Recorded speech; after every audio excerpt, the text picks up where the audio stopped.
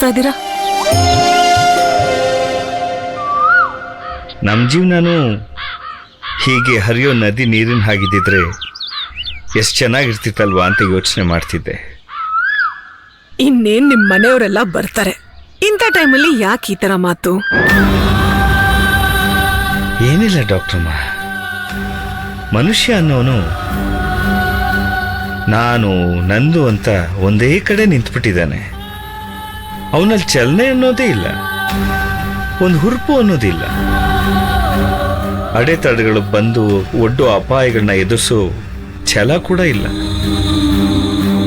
ನಿಂತ ನೀರಿನಲ್ಲಿ ಕೊಳ್ತು ಹೋಗಿರೋ ಹುಲ್ಲಿನ ಹಾಗೆ ಹೀಗೆ ಬದುಕು ಬದುಕಲ್ಲ ಅಲ್ವಾ? ಇದೆಲ್ಲಪ್ಪ ಜೀವನ, ಬೇರೆ ಏನೋ ಇದೆ ಹುಡುಕು ಅಂತ ನದಿ ನೀರು ಹೇಳ್ತಾ ಇದೆ. ಈ ಗಂಗೆ ಆಳವಾದ ಕೂಗು ಈ ಮನುಷ್ಯನ ಅಂತರಾಳಕ್ಕೆ ಕೇಳ್ತಾನೆ ಇಲ್ಲ. ಅದಕ್ಕೆ ಅಲ್ವಾ ದೊಡ್ಡೋರು ಹೇಳಿರೋದು, ಸ್ಥಾವರಕ್ಕೆ ಅಳಿವುಂಟು, ಜಂಗಮಕ್ಕೆ ಅಳಿವಿಲ್ಲ ಅಂತ. ಮೊದ್ಲು ಮನುಷ್ಯ ನದಿ ನೀರಿನ ಹರಿತಾನೆ ಇದ್ದ, ಅಲಿತಾನೂ ಇದ್ದ. ಬದುಕು ಅನ್ನೋ ಹೊಲದಲ್ಲಿ ನಾಗರಿಕತೆ ಅನ್ನೋ ಈ ಒಂದು ಗರಿಕೆ ಮೂಡಿದ್ಮೇಲೆ ಅವನ ಜೀವನದ ವಿಧಾನ, ಅವನ ವಿಧಿ ಎಲ್ಲಾನು ಬದಲಾಗಿರೋದು. ಆಕ್ಚುಲಿ ಎಲ್ಲಾನು ನಾವೇ ತಾನೇ ಬದಲಾಯಿಸಿರೋದು. ಎಷ್ಟು ಅಂತಂದ್ರೆ ನಾವು ಎಷ್ಟೇ ಪ್ರಯತ್ನ ಮಾಡಿದ್ರು ಬದಲಾಯಿಸಕ್ಕಾಗದೆ ಇರೋಷ್ಟು ನಾವು ಬದಲಾಗ್ಬಿಟ್ಟಿದೀವಿ ಆಲ್ರೆಡಿ. ನಿಜ ಡಾಕ್ಟ್ರಮ್ಮ, ತಾನೇ ಹೆಣದ ಬಲೆನಲ್ಲಿ ತಾನೇ ಸಿಕ್ಕು ಒದ್ದಾಡ ಸಾಯೋ ಜೇಡದ ಹಾಗೆ ಮನುಷ್ಯನಿಗೆ ಜೀವನ ಚಕ್ರ. ತನ್ನ ಭದ್ರತೆಗೆ ಅಂತ 7 ಸುತ್ತಿನ ಕೋಟೆ ಕಟ್ಕೊಂಡ, ಎಲ್ಲವನ್ನೂ ತಯಾರು ಮಾಡ್ಕೊಂಡ. ಹೊರಗೆ ಬರೋ ದಾರಿ ಗೊತ್ತಾಗ್ದೆ ಅಲ್ಲೇ ಹೋರಾಡಿ ಕಡೆ ಉಸಿರೆಳಿತಾನೆ. ಎಂಥ ವಿಚಿತ್ರ ಅಲ್ವಾ? ಬಟ್ ಈ ಹೋರಾಟದ ಬದುಕೆ ಅಲ್ವಾ ಈ ಮನುಷ್ಯನ ಜೀವನಕ್ಕೆ ಒಂದು ಅರ್ಥ ಅಂತ ಕೊಡೋದು. ಗುರಿ ಇಲ್ದಿರೋ ಬದುಕಿಗೆ, ಅರ್ಥವೇ ಆಗಿರೋ ಮೋಕ್ಷಕ್ಕೆ ಏನ್ ಅರ್ಥ ಅಂತಾನೆ ನಂಗೆ ಅರ್ಥ ಆಗ್ತಿಲ್ಲ ಡಾಕ್ಟ್ರಮ್ಮ. ಸರಿ, ಈ ಟಾಪಿಕ್ನ ಇವಾಗ ಇಲ್ಲೇ ಬಿಟ್ಬಿಡೋಣ. ನಿಮ್ ಮನೆಯವರು ಬರುವಂತ ಟೈಮ್ ಆಗಿರ್ಬೋದು. ಹಾ, ಲೆಟ್ಸ್ ಚೇಂಜ್ ಯು ಮೂಡ್ ನಾವ್. ಬನ್ನಿ.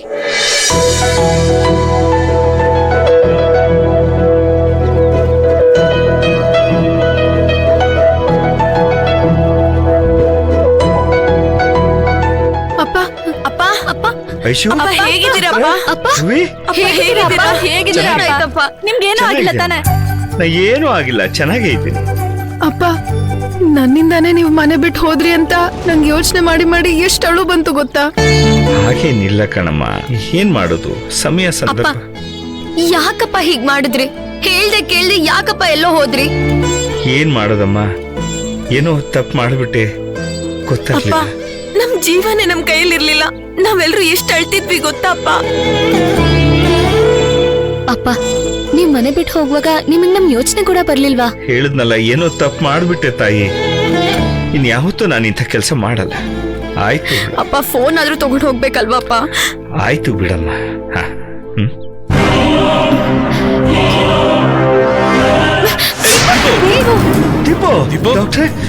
ಯಾಕೆ? ಏನಾಯ್ತಮ್ಮ? ಒಂಚೂರು ತಲೆ ಸುತ್ತಂಗ ಆಗ್ತಿದೆ. ತಿಂಡಿ ತಿಂದ್ಯಾ? ಇಲ್ಲ ಡಾಕ್ಟರ್, ಅಪ್ಪನ ಟೆನ್ಷನ್ ಇಲ್ಲ. ಅವಳಿಗೆ ಎಷ್ಟೇ ಫೋರ್ಸ್ ಮಾಡಿದ್ರು ಏನು ತಿಂದಿಲ್ಲ ಅವಳು. ಓಕೆ, ನಮ್ಮ ಹಾಸ್ಪಿಟ್ಲು ಇಲ್ಲೇ ಪಕ್ಕದಲ್ಲೇ ಇದೆ, ದಯವಿಟ್ಟು ಕರ್ಕೊಂಡು ಹೋಗಿ ಪ್ಲೀಸ್. ಸರಿ ಮಾವ, ಹುಷಾರು. ಇಲ್ಲೇ ಇದೆ.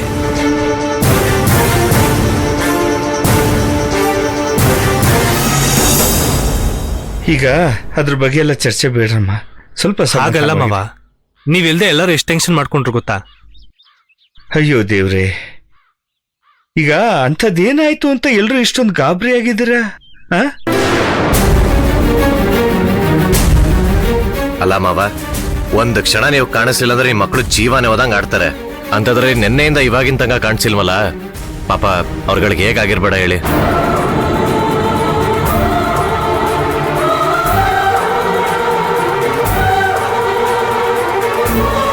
ಅದೇನು ಅಂದ್ರೆ ಮಾವ, ಚಿಕ್ಕ ಮಕ್ಳು ಚಾಕ್ಲೇಟ್ ಬೇಕು ಅಂತ ಹೇಗೆ ಹಠ ಮಾಡ್ತಾರೋ ಹಾಗೆ ನಿಮ್ ಮಕ್ಳು ಅಪ್ಪನ್ ನೋಡ್ಬೇಕು ಅಂತ ಒಂದೇ ಸಮ ಅಳ್ತಾ ಕೂತಿದ್ದಾರೆ. ನಮ್ಗಂತೂ ಅವ್ರನ್ನ ಸಮಾಧಾನ ಮಾಡೋ ಅಷ್ಟ್ರಲ್ಲಿ ಸಾಕಾಗೋಯ್ತು.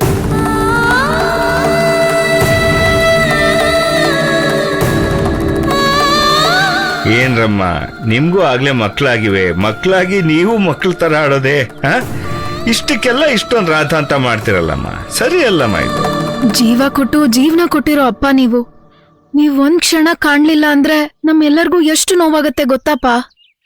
ಏನು ಅಂತ ಮಾತಾಡ್ತೀರಾ?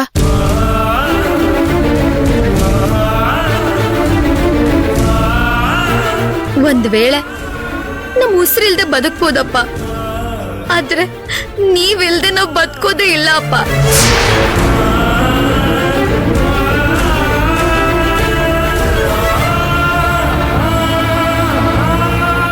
ಅಲ್ಲ ಅಪ್ಪ, ನನಗ್ ಒಂದ್ ಮಾತಾದ್ರೂ ಹೇಳ್ಬೇಕಿತ್ತಲ್ವಾ ಅಪ್ಪ?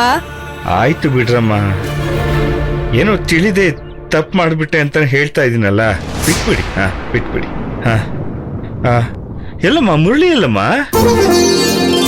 ಮಾವ ಏನೋ ಫೋನ್ ಬಂತು ಅಂತ ಹೊರಗಡೆ ಹೋಗಿದ್ದಾರೆ, ಪೂಜೆ ಮಾಡೋಷ್ಟೊತ್ತಿಗೆ ಬಂದ್ಬಿಡ್ತಾರೆ. ಓ ಸರಿ.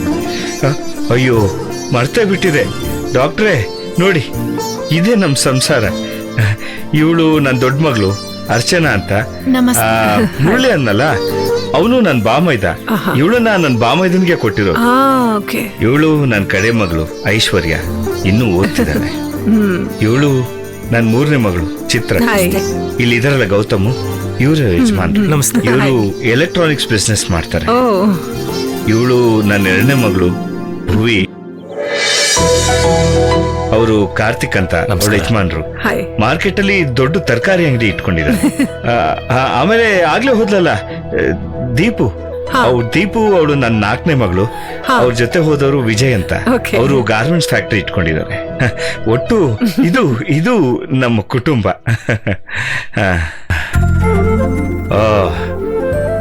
ಅವ್ರು ಯಾರು ಅಂತ ನೋಡ್ತಿದ್ದೀರಮ್ಮ? ಅವರು ಡಾಕ್ಟರ್ ಅಮೂಲ್ಯ ಅಂತ. ಇಲ್ಲೇ ಇವರಲ್ಲೇ ಇವ್ರದೊಂದು ಆಸ್ಪತ್ರೆ ಇದೆ. ನೆನೆ ನಾನು ಬಂದಲ್ಲ, ಯಾರ ತರನೋ ಮಾತಾಡ್ಕೊಂಡು ಬಿಸಿಲಲ್ಲಿ ನಡ್ಕೊಂಡು ಹೋಗ್ತಿದ್ದೆ, ನನ್ಗೆ ಗೊತ್ತಿಲ್ಲದೆ ತಲೆ ಸುತ್ತ ಬಿದ್ದುಬಿಟ್ಟಿದ್ದೆ. ಇಲ್ಲ ಹೆದರ್ಬೇಡ, ಏನೂ ಆಗಿಲ್ಲ, ಬಿದ್ದಿದ್ದೆ. ಆಗ ದೇವತೆ ತರ ಇವರೇ ಬಂದು ನನ್ನನ್ನು ಇವ್ರ ಆಸ್ಪತ್ರೆಗೆ ಕರ್ಕೊಂಡು ಹೋಗಿ ಚೆನ್ನಾಗಿ ನೋಡ್ಕೊಂಡು ಕರ್ಕೊಂಡು ಬಂದ್ರಮ್ಮ. ನೆನ್ನೆ ನಿಮಗೆ ಫೋನ್ ಮಾಡಿದ್ನಲ್ಲ, ಇವ್ರ ಫೋನಿಂದನೇ ಮಾಡಿದ್ದು. ಇವತ್ತು ನಾನು ನಿಮ್ ಕಣ್ಮುಂದೆ ಹುಷಾರಾಗಿ ನಿಂತಿದ್ದೀನಿ ಅಂದ್ರೆ ಅದಕ್ಕೆ ಇವರೇ ಕಾರಣ ಕಣ್ರಮ್ಮ. ಮೇಡಮ್, ನೀವು ಬರೀ ಅವರೊಬ್ರು ಜೀವನ್ ಮಾತ್ರ ಉಳಿಸಿಲ್ಲ, ಇಲ್ಲಿರೋ ಅಷ್ಟು ಜನ ಜೀವ ಉಳಿಸಿದಿರ. ಅಷ್ಟೇ ಅಲ್ಲ ಮೇಡಮ್, ಇನ್ನೂ ಭೂಮಿಗೆ ಬರ್ದಿರೋಂತ 2 ಜೀವಗಳಿಗೆ ನೀವು ಉಸಿರು ತುಂಬಿಸಿದ್ದೀರಾ. ಸಾಕು, ತುಂಬಾ ಹೊಗಳಿಕೆ ಆಯ್ತು ಇವಾಗ. ಆಕ್ಚುಲಿ ಪೂಜೆ ಎಲ್ಲ ರೆಡಿ ಮಾಡಿಟ್ಟಿದ್ದಾರೆ, ಹೋಗೋಣ? ಹೌದು ಮಾವ, ಫೋನಲ್ಲೇ ಕೇಳ್ಬೇಕು ಅನ್ಕೊಂಡೆ. ಏನಿದು ಸಡನ್ ಆಗಿ ಪೂಜೆ? ಅದು ಏನೋ ಒಂದು ದೋಷ ಪರಿಹಾರ ಪೂಜೆ ಅಂತೆ. ಅದ್ ಮಾಡಿಸಿದ್ರೆ ಎಲ್ರಿಗೂ ಒಳ್ಳೇದಾಗತ್ತಂತೆ. ಅದಕ್ಕೋಸ್ಕರನೇ ನಿಮ್ಮನ್ನೆಲ್ಲ ಇಲ್ಲಿಗೆ ಬರೋಕ್ ಹೇಳಿದ್ದು. ಅಂದ್ರೆ ನಮ್ಮ ಮನೆಯಲ್ಲಿ ಒಬ್ರು ತೀರೋ ಇರ್ತಾರಲ್ಲ, ಅವ್ರ ಆತ್ಮಕ್ಕೆ ಶಾಂತಿ ಸಿಗ್ಲಿ ಅಂತ ಒಂದು ಪೂಜೆ ಅಂತೆ. ಅವ್ರು ಶಾಂತರಾದ್ರೆ ನಮ್ಮೆಲ್ಲರೂ ಜೀವನದಲ್ಲೂ ಶಾಂತಿ ಸಿಗುತ್ತೆ ಅಂತ ಹೇಳಿದ್ದಾರೆ. ಅಷ್ಟೇ ಹೇಳಿ ಅಂದ್ರೆ ಅದನ್ನ ಪೂಜೆ ಮಾಡಿದ್ರೆ ನಮ್ಗೆಲ್ರಿಗೂ ಒಳ್ಳೇದಾಗತ್ತಂತೆ.